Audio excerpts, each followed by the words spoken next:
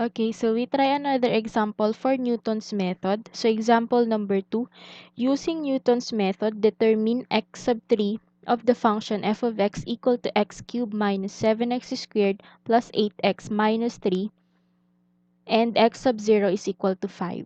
So yung first column natin is si k, second column natin is si x sub k, and third column natin is si x sub k plus 1. So, sabi sa problem, we stop at x sub 3. So, at k is equal to 0, we have x sub 0 equal to 5. So, compute natin si x sub k plus 1, x sub 0 plus 1, that is x sub 1. Okay, so compute natin si x sub 1. This will be equal to x sub 0, which is si 5, minus si x cube natin.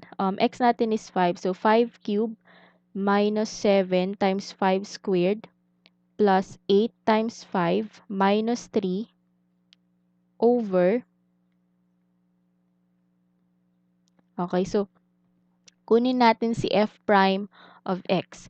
This will be equal to 3x squared minus 14x plus 8. Okay, so here, this will be equal to 3 times 5 squared minus 14 times 5 plus 8. And simplifying this one, we can get x sub 1 equal to 6. Okay, so you can check this on your calculators using the technique I gave you sa last video, using your calculators. Okay, so for k equal to 1, our x sub 1 will be equal to, ito si 6. Now for our x sub 2, this is equal to 6 minus 6 cubed minus 7 times 6 squared plus 8 times 6 minus 3 all over 3 times 6 squared minus 14 times 6 plus 8.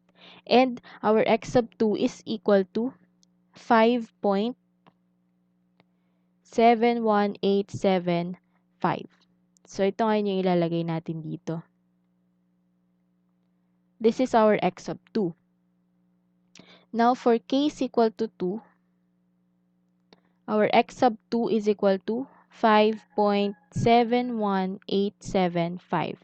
So, computing for x sub 3, this is equal to 5.71875 minus 5.71875 cube minus 7 times 5.71875 squared plus 8 times 5.71875 minus 3 all over 3 times 5.71875 squared minus 14 times 5.71875 plus 8. So, we simplify this one, we can get x sub 3 equal to 5.686202. Okay. So, since nakuha na natin si x sub 3, we stop our iteration. 202. So, that is Newton's method.